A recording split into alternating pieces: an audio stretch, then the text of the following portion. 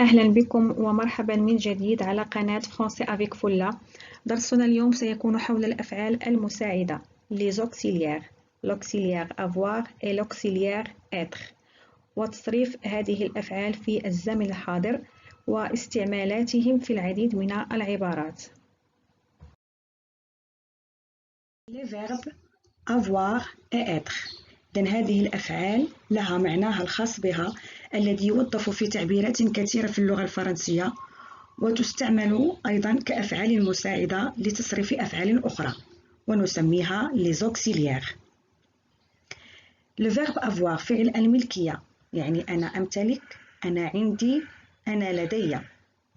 Exemple: J'ai une voiture. أنا أمتلك سيارة أو أنا عندي سيارة. Le verbe être فعل الكينونة أو فعل يكون، ويسمى أيضا فعل الحالة. باللغة الفرنسية نقول le verbe d'être لأنه يصف حالة الفاعل. Exemple: Je suis content. أنا أكون سعيد. والصحيح هو أنا سعيد. لا يمكن أن نقوم بترجمة حرفية لأن لكل لغة خصوصياتها. Il est fatigué. هو متعب. Les auxiliaires الأفعال المساعدة. إذن avoir le verbe avoir et le verbe être تستعمل كأفعال مساعدة لتصريف أفعال أخرى في الأزمنة المركبة. Exemple: Je parle. أنا أتكلم في الزمن الحاضر. J'ai parlé. أنا تكلمت في الزمن الماضي المركب. إذا لتصريف هذا الفعل في الزمن الماضي المركب le passé composé نستعمل le verbe avoir كفعل مساعد عند تصريفه. مثال آخر: il part. هو يذهب الآن في الزمن الحاضر. elle est partie. هو ذهب. إذا لتصريف هذا الفعل le verbe partir في الزمن الماضي المركب نستعمل le verbe être كفعل مساعد عند تصريفه. إذا هذا هو دور الأفعال avoir et être تستعمل كأفعال مساعدة لتصريف أفعال أخرى. إذا متى نستعمل le verbe avoir ومتى نستعمل le verbe être كفعل مساعد سأخصص لها درسا مقبلا إن شاء الله. الآن سنمر إلى تصريف هذين الفعلين avoir et être في الزمن الحاضر le présent de l'indicatif. إذا قبل البدء في تصريف الأفعال le verbe être et le verbe avoir أريد أن أذكر بضمائر الفاعل. Définition تعريف: un pronom personnel sujet s'emploie pour parler de quelqu'un ou quelque chose sans le nommer. إذا الضمير الشخصي للفاعل يستعمل للحديث عن شخص أو عن شيء دون تسميته. Les pronoms personnels sujets ضمائر الفاعل. إذا نأخذ أولا ضمائر المفرد. Les pronoms du singulier: je أنا، tu أنت أو أنت، il هو، elle هي. نضع الأبوستروف على الحرف جي إذا كان الفعل الذي يلي هذا الضمير يبتدئ بحرف متحرك. نحذف الحرف E ونضع الأبوستروف في أعلى الحرف جي. Je le premier pronom du singulier. Tu le deuxième pronom du singulier. Il, elle le troisième pronom du singulier. il هذا الضمير يمكن أن يعوض اسم عاقل واسم غير عاقل.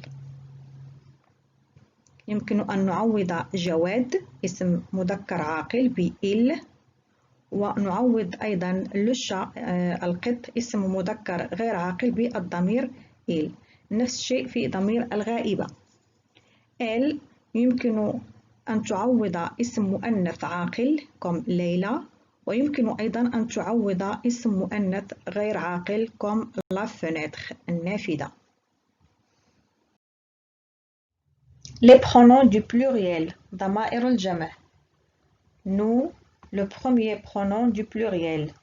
vous le deuxième pronom du pluriel. il elle le troisième pronom du pluriel.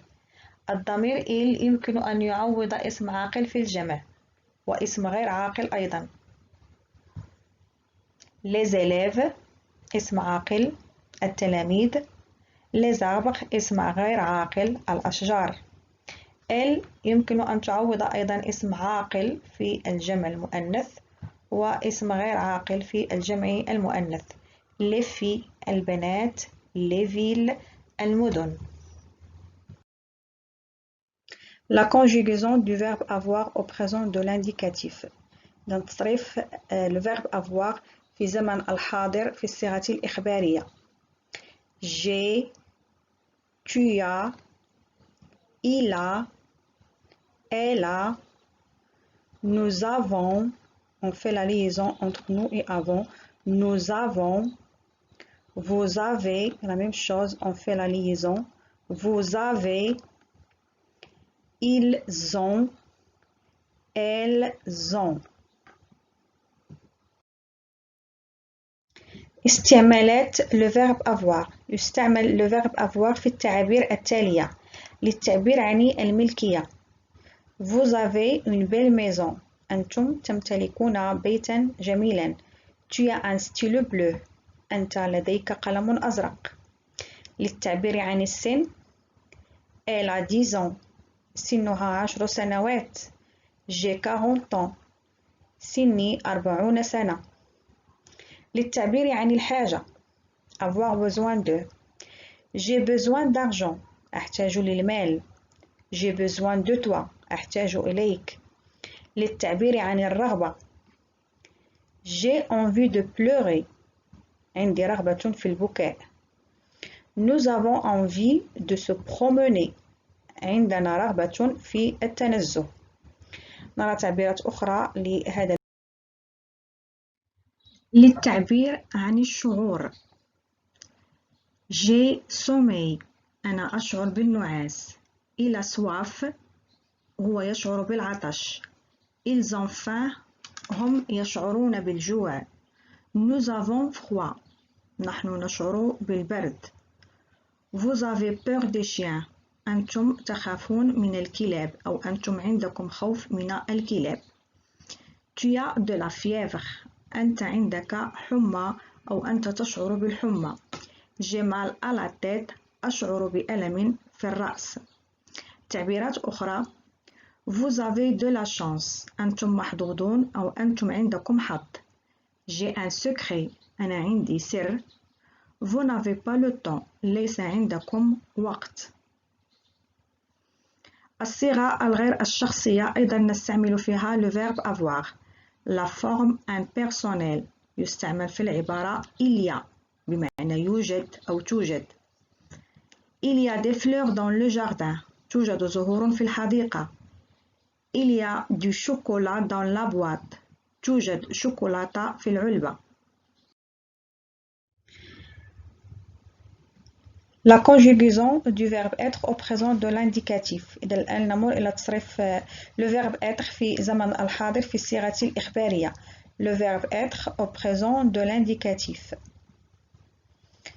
Je suis, tu es, il est, elle est, nous sommes, vous êtes, ils sont, elles sont. الآن نأخذ التعبيرات التي يستعمل فيها هذا الفعل. استعمالات le verbe être. إذن هذا الفعل يستعمل في التعابير التالية للتعبير عن الجنسية. Je suis française. أنا أكون فرنسية أو أنا فرنسية. Vous êtes anglais. أنتم إنجليزيون. للتعبير عن المهنة il est médecin. هو طبيب. tu es professeur. أنت أستاذ. للتعبير عن الحالة الاجتماعية elle est mariée. هي متزوجة. il est divorcé. هو منفصل. للتعبير عن الامتلاك امتلاك الشيء مثلا à qui ce sac. لمن هذه الحقيبة elle est à moi. إنها لي. للتعبير عن الموقع La boulangerie est au coin de la rue. المخبزة هي تكون في زاوية الشارع. أيضا يستعمل le verbe être للتعبير عن التواجد. Nous sommes en classe. نحن في الفصل. Je suis là. أنا هنا. للتعبير عن المواقف والظروف. Vous êtes en retard. أنتم متأخرون. Je suis occupé. أنا مشغول. للتعبير عن الصفة أو الحالة Elle est contente. هي سعيدة. Tu es en pleine forme. أنت بصحة جيدة. Remarque, ملاحظة. L'adjectif ou le nom qui accompagne le verbe être s'accorde en genre et en nombre avec le sujet. L'adjectif ou le nom الصفة أو الاسم qui accompagne le verbe être التي ترافق le verbe être s'accorde en genre et en nombre avec le sujet يعني تتبع الفاعل في النوع والعدد. تتبع الفاعل في النوع يعني من حيث الجنس مذكر أو مؤنث et en nombre يعني من حيث العدد مفرد أو جمع. مثال Il est content. الفاعل هنا مفرد مذكر إذن الصفة أيضا ستكون في المفرد المذكر. Elle est contente. الفاعل هنا مفرد مؤنث إذن الصفة ستتبع الفاعل وتكون أيضا هي في المفرد المؤنث. نضيف لها الحرف E الذي يدل على التأنيث في اللغة الفرنسية. Elle est contente. Ils sont contents. الضمير هنا ضمير الفاعل في الجمع المذكر. الصفة أيضا هي ستتبع الفاعل في التذكير وفي الجمع. نضيف لها الحرف S الذي يدل على الجمع. Elles sont contentes. الفاعل هنا في الجمع المؤنث والصفة أيضا ستكون في الجمع المؤنث. نضيف لها E التي تدل على التأنيث والحرف S الذي يدل على الجمع. إذا كانت هذه آخر فقرة في هذا الدرس. إذا أعجبك الفيديو لا تنسى الضغط على زر الإعجاب والاشتراك في القناة ليصلك كل جديد. وشكرا على المتابعة وإلى فيديو مقبل إن شاء الله.